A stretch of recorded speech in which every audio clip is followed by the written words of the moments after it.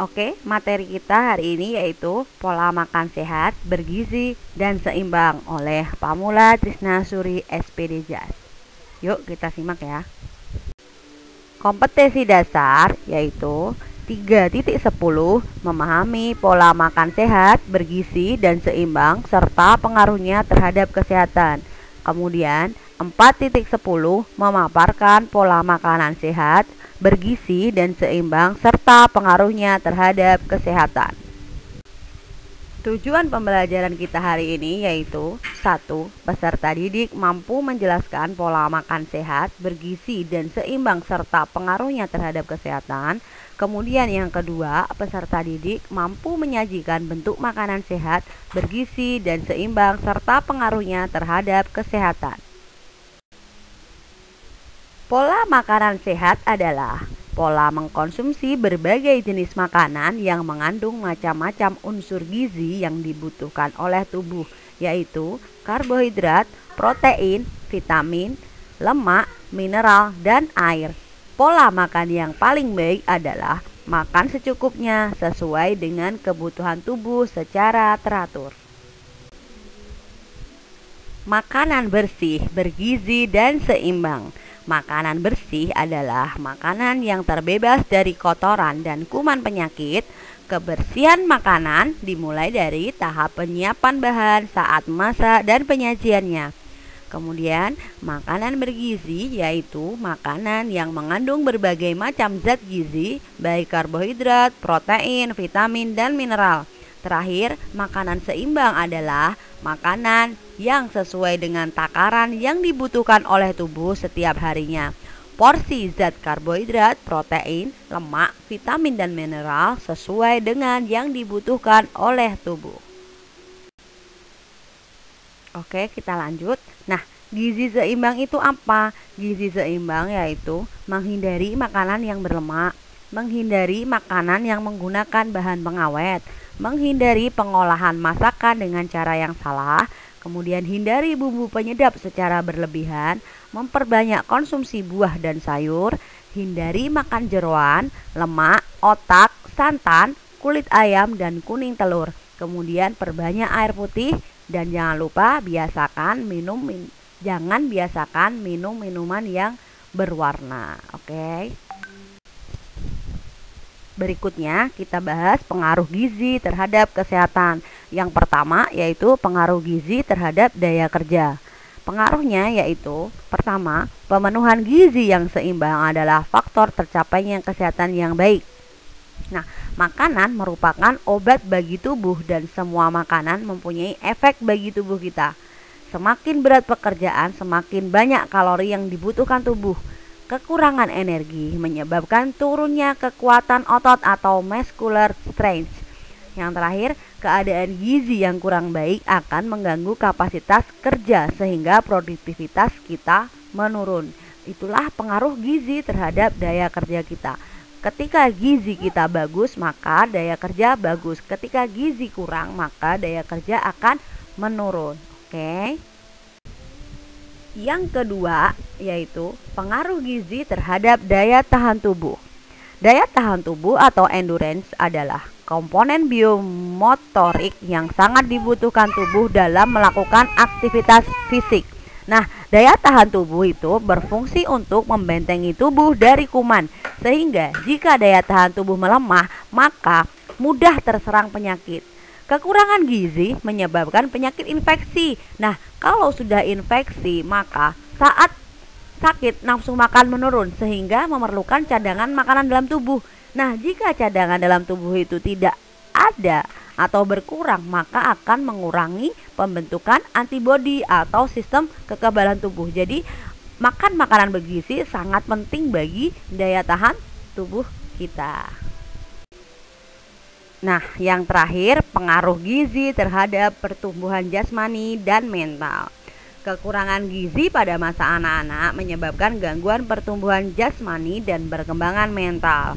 Manusia harus memperoleh makanan yang cukup sehingga memenuhi zat gizi yang dibutuhkan tubuh untuk pertumbuhan, perbaikan, pemeliharaan jaringan tubuh, serta terlaksananya fungsi faal normal dalam tubuh.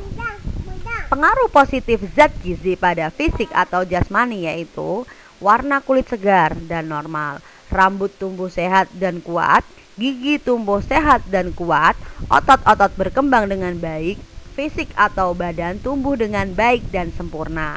Kemudian pengaruh positif untuk mental atau rohani yaitu percaya diri, cerdas, aktif, kreatif, berinisiatif tinggi. Itulah pentingnya gizi untuk pertumbuhan jasmani. Jadi anak-anak, karena kalian masih masa pertumbuhan, makan makanan yang bergizi. Oke. Baik. Sekarang kita bahas kandungan zat dalam makanan. Yang pertama yaitu karbohidrat. Karbohidrat itu berfungsi sebagai zat tenaga. Nah, karbohidrat ini ada dua macam. Yang pertama yaitu karbohidrat sederhana, yang kedua karbohidrat kompleks. Nah, contoh karbohidrat sederhana itu contohnya nasi putih. Kalau nasi merah itu karbohidrat kompleks. Ini contoh-contohnya yaitu untuk karbohidrat secara keseluruhan nasi, kentang, ubi, gandum. Bisa dilihat ya fotonya di slide. Oke. Yang kedua, protein. Protein ini berfungsi sebagai zat membangun. Ada dua jenis protein, yaitu protein nabati dan protein hewani. Protein nabati berasal dari tumbuhan, contohnya tempe, tahu, kedelai, dan kacang-kacangan. Yang kedua, protein hewani berasal dari hewan, contohnya ikan, telur, daging sapi, daging ayam, dan susu. Oke. Zat makanan yang ketiga yaitu lemak. Nah, lemak ini berfungsi untuk menyediakan energi dan melarutkan vitamin A, D, E, dan K, biasa disebut dengan vitamin A, D, dan menyediakan lemak esensial. Nah, lemak ini terdiri dari dua macam juga. Yang pertama lemak jenuh dan yang kedua lemak tak jenuh. Contoh lemak jenuh apa? Daging, susu, keju, minyak kelapa, coklat, dan lain-lain. Sedangkan contoh lemak tak jenuh yaitu alpukat, kacang tanah, dan biji-bijian lainnya. Nah, untuk lemak konsumsinya yang bagus itu adalah lemak yang tak jenuh. Oke, kita lanjut ya. Terakhir, yang keempat yaitu mineral. Mineral ini sebagai zat pengatur. Macam-macam mineral yang dibutuhkan oleh tubuh ada beberapa. Yang pertama kalsium, kedua magnesium, ketiga fosfor, 4 natrium, 5 besi, dan terakhir yodium.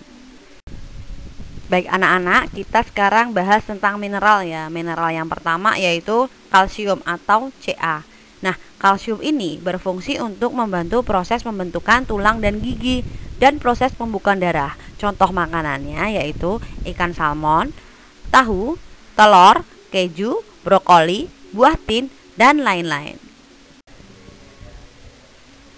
Magnesium atau Mg berfungsi sebagai katalisator dalam reaksi biologis tubuh, termasuk reaksi yang berkaitan dengan metabolisme energi, karbohidrat, lemak, protein, dan asam nukleat.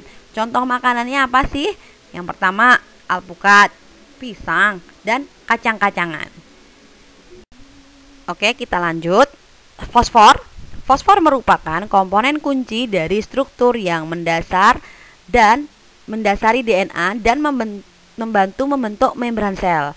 Fungsi fosfor yaitu mengkontribusi dalam kekuatan gigi dan tulang. Contoh makanannya yaitu bawang putih, jagung, dan daging kalkun. Natrium atau Na.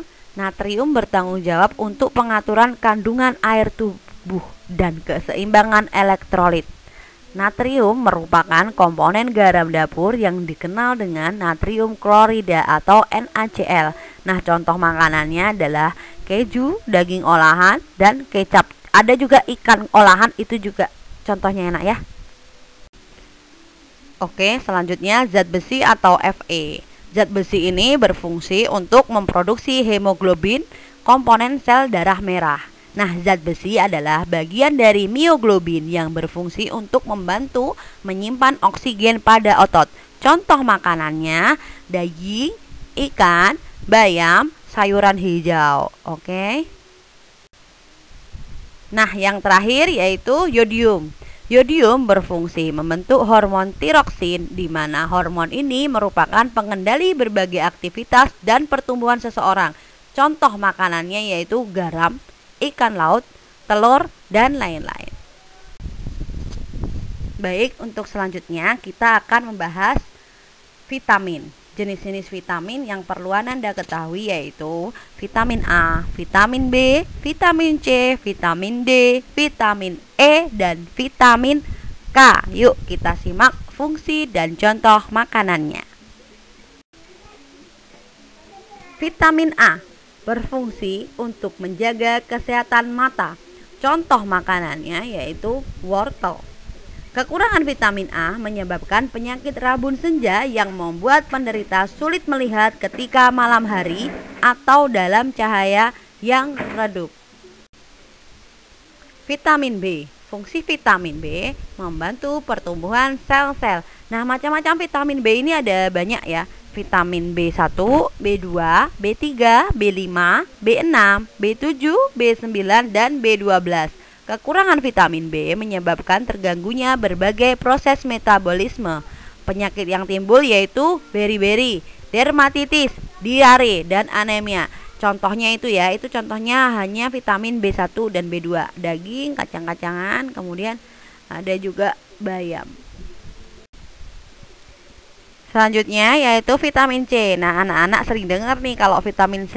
Itu fungsinya untuk memproduksi kolagen, menjaga kekenyalan kulit, membantu menyembuhkan luka, dan memperkuat pembuluh darah. Kekurangan vitamin C menyebabkan anemia, gusi berdarah, penurunan massa otot. Nah, makanan yang mengandung vitamin C ini salah satunya adalah jeruk, yang lainnya buah-buahan di bawah ini ya.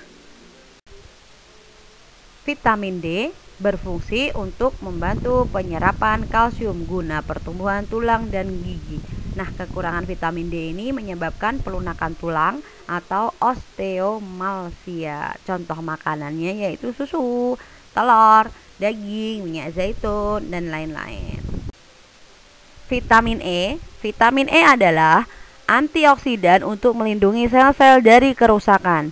Nah, fungsinya yaitu untuk memperkuat sistem kekebalan tubuh, membantu pembentukan sel darah merah, memperlambat penuaan, serta mengurangi resiko penyakit katarak dan radang sendi. Contoh vitamin E yaitu alpukat, brokoli, kemudian minyak zaitun, tahu, ikan salmon, dan kacang-kacangan. Yang terakhir, vitamin K. Nah, vitamin K berperan penting dalam proses pembekuan darah dan menjaga kekuatan tulang. Kekurangan vitamin K tersendiri berisiko mengalami pendarahan. Contoh makanannya yaitu kol, brokoli, dan sayur bunga kol. Nah, yang terakhir yaitu tugas. Tugasnya yaitu membuat menu makanan. Boleh makan pagi, siang, atau malam sesuai dengan porsi kalian. Kemudian jelaskan makanan apa saja yang terkandung di dalamnya. Sertakan juga fungsi dari makanan tersebut. Nah, tugas itu dikumpulkan boleh dalam bentuk foto atau gambar, atau Word, atau di PDF, atau juga di PowerPoint. Boleh pilih salah satu. Kemudian kirimkan ke kantong tugas di bawah ini. Oke, paham ya? Alhamdulillah selesai materi kita pada pagi hari ini. Selamat belajar anak-anak. Selamat mengerjakan tugas, tetap semangat, dan salam olahraga. Assalamualaikum warahmatullahi wabarakatuh.